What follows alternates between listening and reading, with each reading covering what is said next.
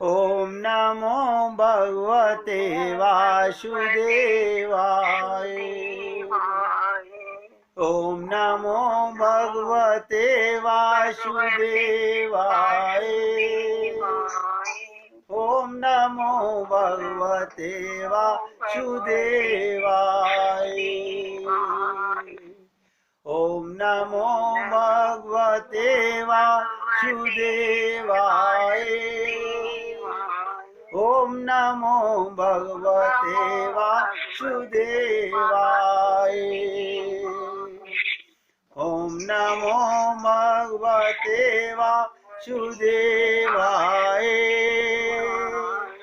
ओम नमो भगवते वासुदेवाय। ओम नमो भगवते वासुदेवाय। ओम नमो भगवते वासुदेवाय। अब बहुत ध्यान से सुनिएगा।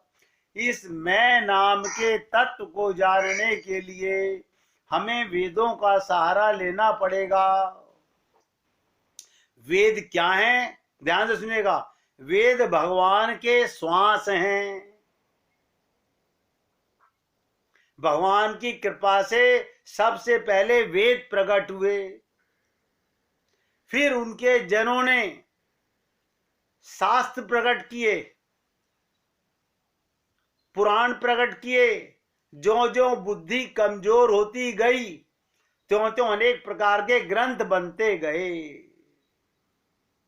ऐसे समझिएगा, भगवान की वाणी वेद वाणी है। वेद परोसे हैं, उन्हें किसी ने रचा नहीं। वो भगवान के सांसों से प्रकट होते हैं। वेदों की कुंजी, जैसे आप लोग देखते हो मार्केट में जाते हो नई सड़क पर, वहां पर कोई पुस्तक लेते हो, उसकी कुंजी ले लेते हो। इसी प्रकार से वेद व्यास जी ने वेदों को सरल करने के लिए उनकी कुंजी, जिन्हें उपनिषद और पुराण कहा जाता है, उसी वेद का अर्थ पुराण में है कि पुराण को पढ़कर लोग वेद का अर्थ समझ सकें।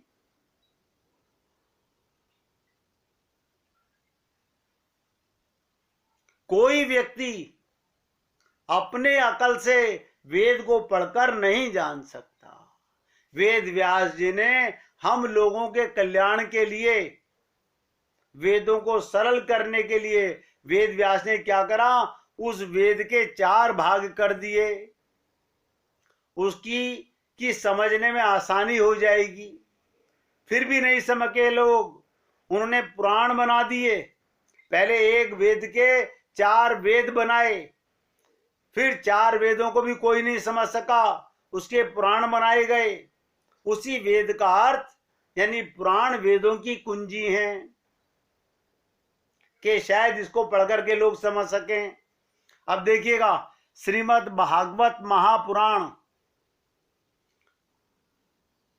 वेद व्यास ने 18 पुराण बनाए और एक पुराण ऐसा बनाया नारद जी की कृपा से, जिसे श्रीमद् भागवत महापुराण बोलते हैं। यानी महापुराण का मतलब जिसमें सारे पुराणों का, शास्त्रों का निचोड़ श्रीमद् भागवत महापुराण में भगवान ने भर दिया। अगर कोई व्यक्ति किसी श्रोत्रिय ब्रह्मनिष्ठ गुरु की चरण शरण बैठकर श्रीमद् भागवत महापुराण को एक एक शब्द को हृदयंगम कर ले तो उसे कुछ जानना शेष नहीं रहता। लेकिन मैं आपसे निवेदन करूंगा, ये जो तथा कथित 7 दिन में भागवत करने वाले, ये भागवत का पाठ भी नहीं कर सकते 7 दिन में। ये भागवत कहां से सुनाएंगे हमें? 7 दिन में भागवत का उच्चारण नहीं कर सकते। 18,000 श्लोक हैं। ये तो हम जैसे अज्ञानियों के सामने 7 दिन में 10-20 लीला सुनाकर हमारे मन का मनोरंजन करके हमें खुश कर देते हैं। अब हमें भगवान मिल जाएंगे और हम बड़े खुश हो जाते हैं। तो ध्यान से सुनिएगा, श्रीमद् भागवत महापुराण के पहले स्कंद के पहले अध्याय का पहला श्लोक। अब तो कोई याद करने की जरूरत भी नहीं, आपसे बोल रहा हूं, भागवत के पहले स्कंद के पहले अध्याय का पहला श्लोक।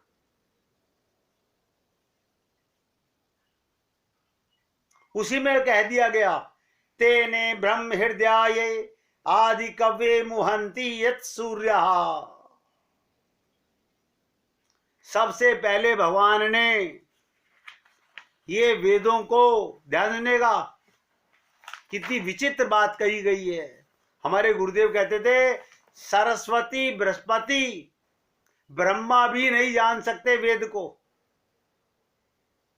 वेद को सरस्वती बृहस्पति ब्रह्मा भी नहीं जान सकते।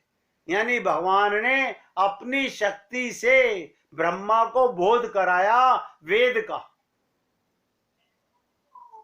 ब्रह्मा तो सृष्टिकर्ता माने जाते हैं, वो भी नहीं जानते वेद को। और मैंने देखा है हम लोग क्या कर रहे हैं, वेद सुक्ति का पाठ कर रहे हैं, नहीं जान सकते। बिना किसी सदगुरु की चरण शरण जाए कोई वेद को नहीं जान सकता।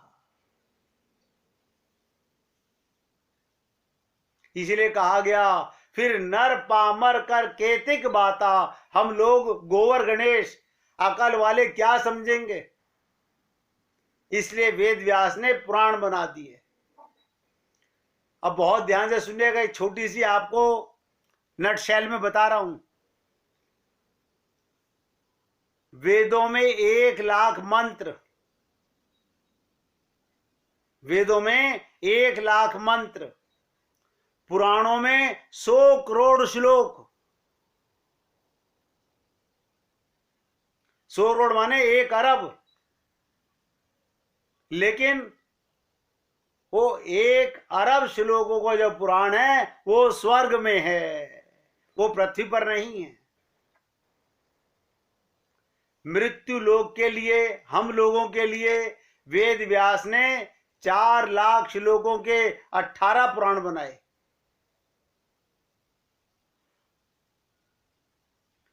4 लाख श्लोक के 18 पुराण बनाए। संक्षेप कर दिया कि मनुष्य की थोड़ी सी आयु, वो विचार कहां तक पड़ेगा, देखकर घबरा जाएगा कि 1 अरब श्लोक पढ़ो।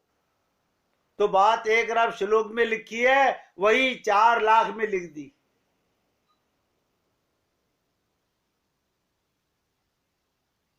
और 4 लाख श्लोकों के अंदर भी जो वेद व्यास ने लिखा, उसमें एक एक श्लोक के अनंत बार हर पुराण में लिखा गया। किस लिए? हम अज्ञानी लोग उसको गहराई से समझ सकें। क्यों? हमारी मनुष्य की खोपड़ी इतनी बिगड़ी हुई है, इसको एक ही बात को बार बार कहो तो कुछ सुन पाता है, इसलिए उसको बार बार दोहराना पड़ता है।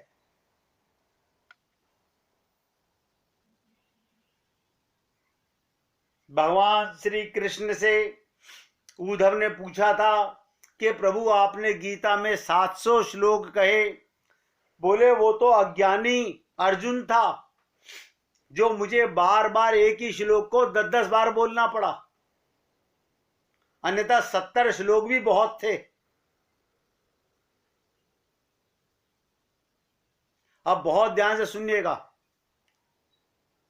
एक ही बात, केवल एक ही बात वेदों में, पुराणों में, शास्त्रों में, उपनिषदों में, गीता में, भागवत में, रामायण में, सब हृदय में नोट करें। जो पेपर पे नोट करें, पढ़ें तो नोट करें, वरना हृदय में नोट करें। एक ही बात, वेद से लेके रामायण तक भगवान राम और कृष्ण की नवदा भक्ति करने से अंतःकरण शुद्ध होगा। भगवान की भक्ति से अंतःकरण शुद्ध होगा, तब गुरु कृपा से दिव्य प्रेम मिलेगा, तब भगवान के लोक में भगवान की नित्य सेवा मिलेगी। बस देखो, इतनी सी बात बोल रहा हूं, इसके आगे ना कोई ज्ञान है ना कोई जानने की चीज है। इसी बात को परिपक्व करने के लिए हम लोग पुनरपि जननम पुनरपि मरणम, बार बार संसार में आते हैं और शरीर छोड़कर चले जाते हैं। इतनी सी बात समझाने के लिए अनंत वेद शास्त्र पुराण उपनिषद गीता भागवत रामायण बनाई गई है। क्या इतनी सी बात मोहब्बत की, और वो भी समझ नहीं आती। अरे तू चेतन आत्मा है और वो चेतन तेरा पिता परमात्मा है, लेकिन अकल में नहीं बैठती। हमने कोख में बच्चा पैदा किया है, ये अज्ञानता की निशानी है। मैंने अनेक बार कहा, कोई खोपड़ी में पैदा नहीं करता। कुतिया की भी कोख होती है, गधे की भी कोख होती है, और तुम पैदा करने वाले कोई नहीं होते। ये भगवान की कृपा बरसती है, तुम केवल माध्यम बनते हो। इसलिए आपसे निवेदन कर रहा हूं, जो बात मैंने आपसे अब कही कि भगवान कृष्ण और राम की नवदा भक्ति करने से अंतःकरण हृदय शुद्ध होता है। अब आप सोच लीजिएगा, आपको बर्तन कितने अच्छे मांजने आते हैं। अगर आपके यहां बर्तन मांजने वाली काम करती हो, आप उसे कहते हैं ये बर्तन खराब मजा है, दोबारा मांज के ला। देख रहे, इसमें सब्जी लगी हुई है। आप भी, हम सब लोग अपने अंतःकरण में झांक कर देखें कि जहां भगवान बैठे हैं, वहीं मैंने पति को, वही पत्नी को, वही बेटे को, वही बेटी को, वही गोवर्धन ने संसार को भर रखा है। बाहर से गंगा जी में गोते लगा रहे हैं।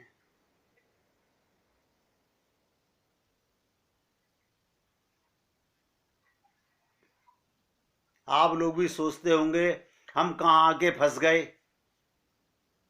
अच्छा खासा मंदिर में जाके भगवान का घंटा बजाते थे, ओम जय जगदीश हरे कर देते थे और समझते थे भगवान मिल जाएंगे।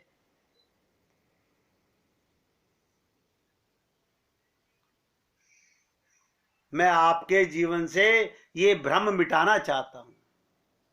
ये जो आप और हम लोगों ने एक अज्ञानता पाल रखी है, ना समझी पाल रखी है, जब तक उसे छोड़ोगे नहीं। देखिए, ये तो कृपा भगवान की है। हम सबको ये एहसास है, ये तन एक दिन छोड़ना है, और तन के साथ साथ ये भी पता है, जो तन का सामान, तन का परिवार, वो भी सब छूटेगा। और ये भी पता है कि पिछले जन्म के माँ बाप का पता नहीं, पति पत्नी का पता नहीं, और इस जन्म में 7 जन्मों के वादे कर रहे हैं। पल का पता नहीं, 7 जन्मों के वादे हो रहे हैं। भगवान भी हंसते होंगे अंदर बैठ के कि कैसा मूर्ख जीव है। हमारी ना समझी पर, कल बताया था ना जवाहरलाल नेहरू जी के बारे में कि उनको हंसी आ गई पागल खाने में जब गए, तो वही हाल हम सबका है।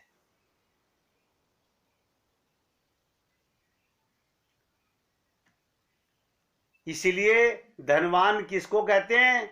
धनवंता सोई जानिए, जापे राम नाम धन होए। हम लोग परिवार के लिए रोते हैं, धन संपत्ति के लिए रोते हैं। सोचिएगा, यानी जो हमारे नहीं हैं उनके लिए हम रोते हैं, और जो हमारा प्रीतम है उसके लिए कभी 2 आंसू नहीं बहाते। हमारे गुरुदेव कहते थे, पुकारो रो के गोविंद राधे, न भूलो मन पल छीन आदे। आप बार बार सोचिएगा, ऐसा नहीं कि आपको भगवान के लिए रोना नहीं आएगा, आएगा। मैं दावे से कहता हूं। कब? जब आपको ये ज्ञान हो जाएगा, मैं और मेरा भगवान, बस यही असली संबंध है। मिथ्या है संसार, झूठा है संसार। अब ध्यान से सुनिएगा। एक संत कहा करते थे कि भगवान को पाना सबसे सरल है। एक एक शब्द ध्यान दो। भगवान को पाना सबसे सरल है। आज अभी इसी पल हम उन्हें पा सकते हैं। भगवान को पाना इतना सरल, आज अभी इसी पल हम उन्हें पा सकते हैं।